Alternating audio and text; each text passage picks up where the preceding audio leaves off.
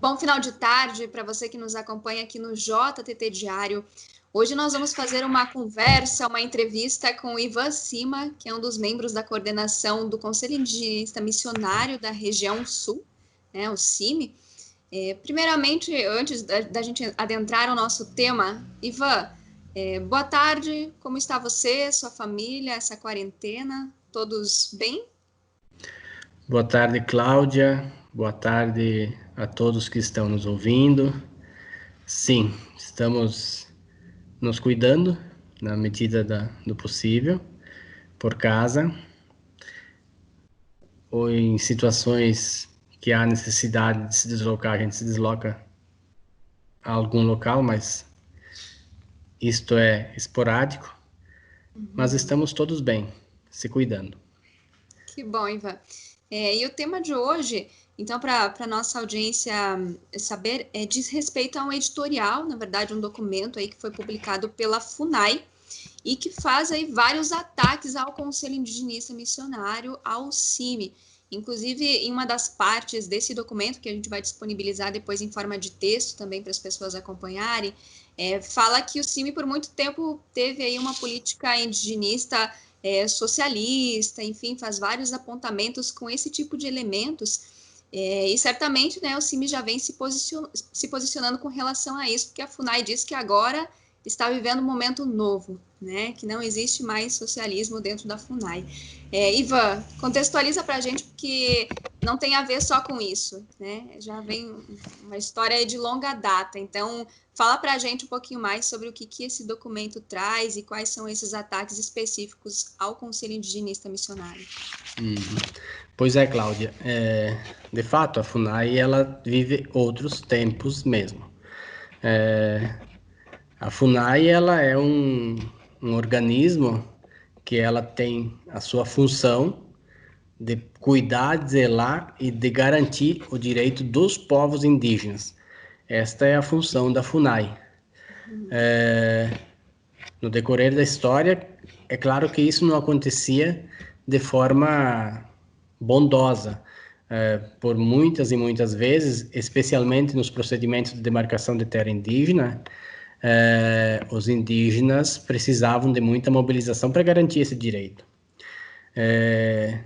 Com a eleição deste novo governo e a turma que ocupa o Palácio do Planalto, de fato mudou, porque a FUNAI ela se tornou, a partir da eleição deste presidente, um instrumento do agronegócio. Ela está a serviço do agronegócio, ela está a serviço das empresas de mineração, ela está a serviço de tudo aquilo que é de negação dos direitos indígenas, de não garantir o direito indígena, de impedir o acesso dos povos indígenas, especialmente aos seus territórios, a demarcação dos seus territórios. Então, a reação da FUNAI, ela vem nessa publicação de ontem da assessoria jurídica da FUNAI, no sentido de que houveram muitas reações à instrução normativa número 9, do dia 16 de abril de 2020, onde a FUNAI, na prática, possibilita a titulação de terras que estão em procedimento de marcação, ou seja, garante a invasão dos territórios, garante título de propriedade a quem invade um território de um povo, de um determinado povo indígena. Então, especialmente contra essa normativa, houveram vários questionamentos. O próprio Ministério Público Federal sugeriu ao presidente da FUNAI que seja revogada essa instrução normativa, porque ela é inconstitucional. E a reação da FUNAI vem no sentido de afrontar e questionar aqueles que fizeram o contraponto a esta instrução normativa. Porque a FUNAI, de fato, ela é uma extensão, ela está se tornando um braço do agronegócio, dos ruralistas, das empresas de mineração, e se tornando, de fato, uma inimiga dos povos indígenas. Ivan, isso tem a ver com uma nova forma também de colonização dos povos indígenas, porque historicamente as pessoas também tinham na FUNAI uma referência de defesa dos povos, mas não é isso que a gente vê. O que vem também de fundo é toda a forma de ocupação também dos territórios indígenas, né? Essa forma em que a nova FUNAI observa, ela vai ainda buscar lá em 64 e nas políticas implementadas pelos governos militares, da questão da integração dos povos indígenas à sociedade nacional. Então, ela não considera a questão das especificidades, as diferentes culturas com seus diferentes usos e costumes, culturas, tradições. Isso para essa nova FUNAI não existe, tem que possibilitar aos indígenas a questão da produção, do acesso às linhas de crédito, enfim, a ideia deles é tornar o indígena o mais branco possível. Então, e vem nessa questão também a forma como se ocupa os territórios, né? Seria um novo processo de uma neocolonização, né? Essas novas pessoas que estão na FUNAI, elas buscam defender o quê? Uma das questões é o arrendamento das terras indígenas. Então, aquele discurso de alguns deputados de que é muita terra para pouco índio, que tem que possibilitar que esses espaços sejam ocupados, tem que possibilitar o desenvolvimento, tem que possibilitar que as pessoas tenham acesso aos bens, a essas outras coisas, vem por trás essa questão de que os territórios indígenas, ou em alguns casos, a negação da demarcação do território, aqueles povos que lutam pela demarcação de seus espaços, é uma situação. Aqueles povos que têm o seu espaço demarcado,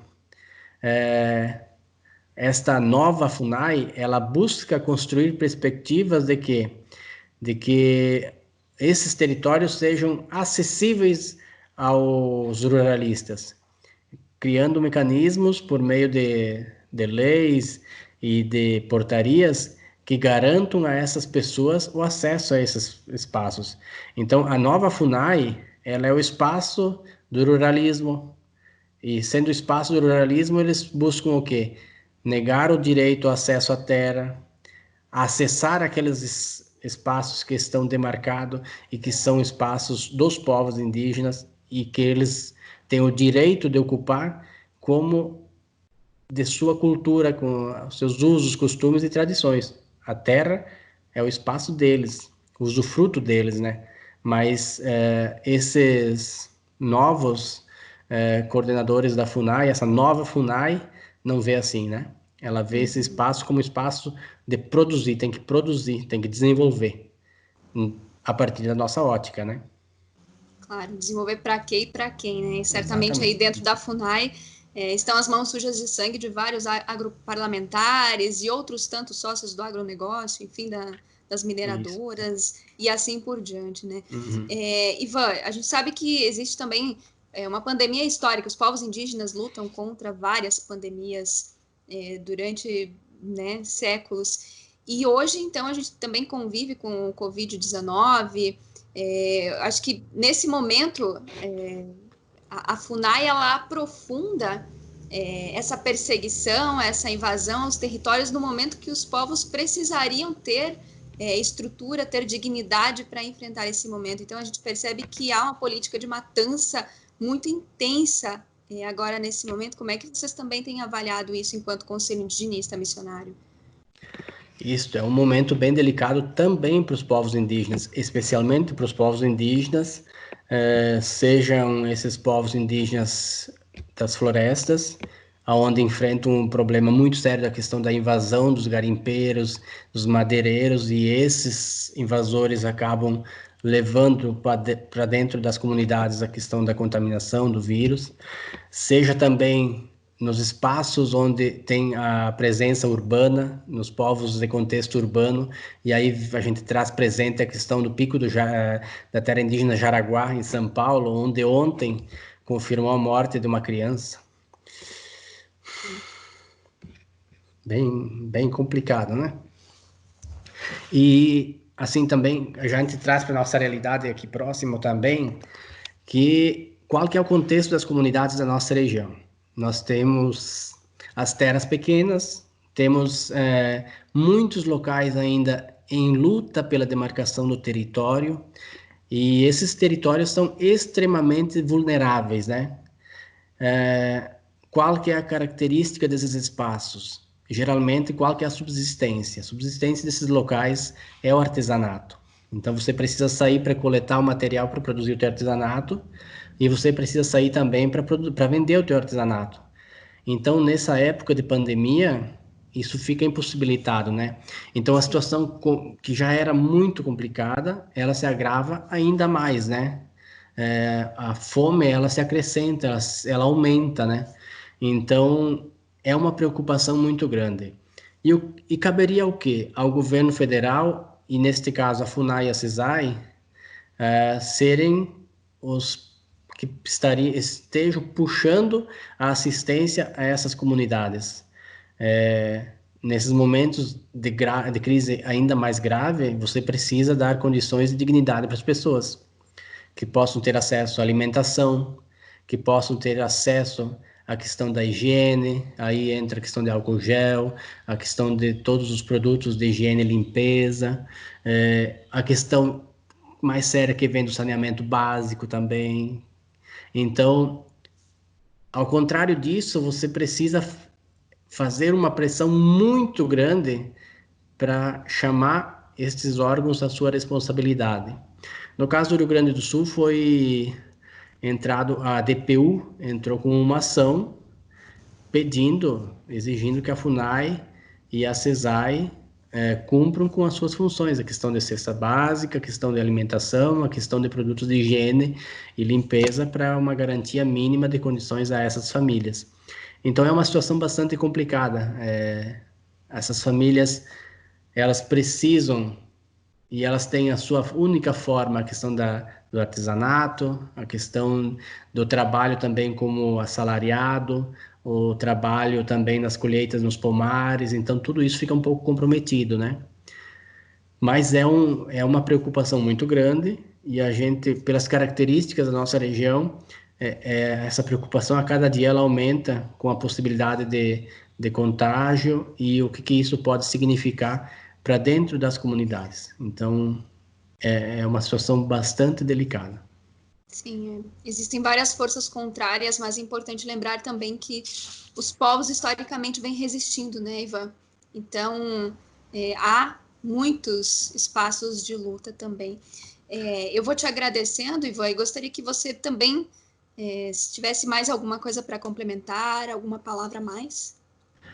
Eu acho que a gente primeiro agradece a oportunidade de a gente conversar. Sempre é bem importante a gente fazer chegar as informações àqueles que precisam também conhecer essa questão das condições dos povos indígenas, não só no contexto agora de pandemia, mas também o contexto histórico todo dos processos e de ataques, seja ele na chegada daqueles que invadiram o território, seja no período da colonização, ou seja também agora com os diferentes ataques, sejam eles patrocinados pela FUNAI, via agronegócio, via ruralistas, via mineradoras, ou seja também por uma pandemia que também ela se apresenta com bastante preocupação para as comunidades indígenas.